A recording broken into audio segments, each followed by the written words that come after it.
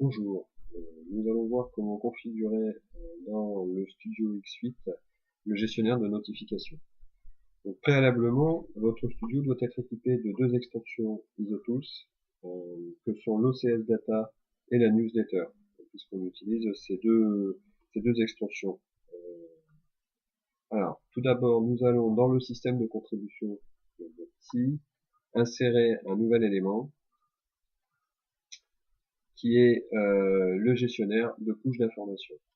Donc, il sera destiné à l'administrateur, on va dire, de la newsletter. Ça va lui permettre notamment de filtrer les différentes notifications pour constituer la newsletter. Donc, c'est assez simple, hein, il n'y a rien de particulier à faire, si ce n'est que donner les droits d'accès à la page. On va ensuite créer la newsletter qui va permettre d'envoyer via le système de newsletter les différentes notifications sélectionnées. Donc ça se passe dans la vue configurée. C'est une configuration, pardon, et on va simplement créer une nouvelle lettre d'information.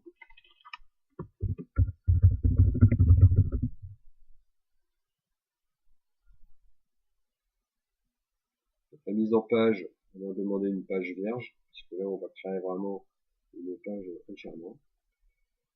Le bloc de contenu, c'est le corps. Alors, on va pouvoir égayer votre lettre, comme n'importe quelle autre lettre, par exemple en mettant des images, ici, des images en tête.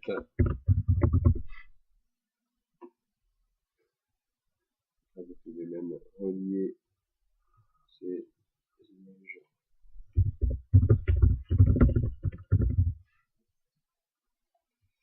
Alors, ce qui nous intéresse vraiment, c'est le code ITL. Alors, ce code ITL, il existe dans le module. Donc, il suffit en fait d'aller dans le répertoire d'installation de votre studio.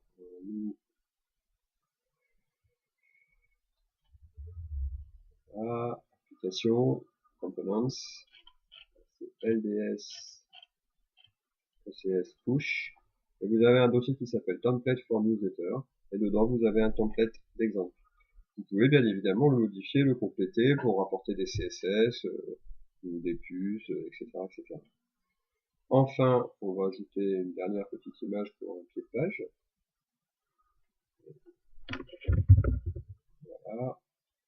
Voilà, la lettre est prête et nous pourrons donc l'exploiter pour faire nos emailing de notification. Petite sauvegarde. Alors, maintenant, on va aller insérer dans nos structures OCS le fait que l'on souhaite proposer le service de notification aux contributeurs. Pour cela, rien de bien compliqué. Alors, nous avons ici deux catalogues déjà existants, un catalogue agenda et un catalogue publication, grand classique. Et il suffit simplement dans ces structures d'ajouter un nouveau type d'attribut qui s'appelle push d'information. Vous n'avez aucune configuration à faire à ce niveau-là. Simplement le petit coup d'engrenage. Et ici, dans le système, le masque de saisie, vous voyez, j'ai un masque de saisie réalisé par mon soin. Il me suffit simplement d'insérer le champ push d'information, je vais passer juste au-dessus, qui va permettre tout simplement de sélectionner ou pas le fait de notifier l'enregistrement de la fiche. Je vais réaliser la même chose pour mes publications.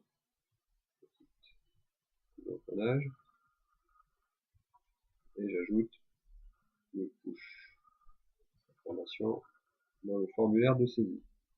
Alors si vous n'avez pas designé vos propres formulaires, bien évidemment le push sera présent automatiquement en fonction de sa position dans la liste, tout simplement. Ce n'est pas terminé. On doit maintenant, par langue également, renseigner la vue fiche OCS, ou en tout cas la page qui va permettre de consulter l'information qui sera envoyée par mail.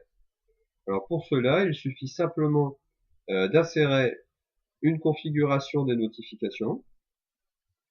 Dans cette configuration des notifications, on va créer le lien entre une notification d'un certain type vers un site. Alors, par exemple, si je prends mon cas de l'agenda, c'est un catalogue OCS, voilà, DM card agenda. Là, je vais simplement dire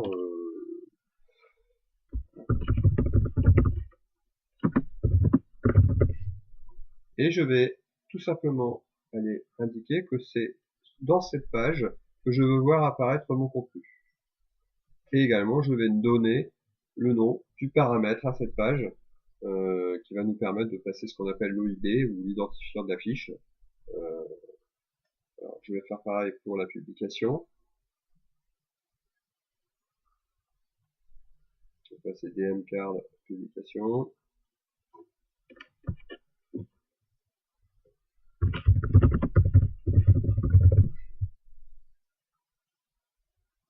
Et je vais utiliser la vue fiche. Et ces cartes, alors, on peut imaginer d'avoir plusieurs présentations différentes pour un même type de classeur. À ce moment-là, le contributeur se verra, on lui demandera de sélectionner la page vers laquelle il souhaite que l'on affiche la notification. Voilà, tous ces éléments sont en place. Il ne reste plus maintenant qu'à diffuser et le système de notification est en place.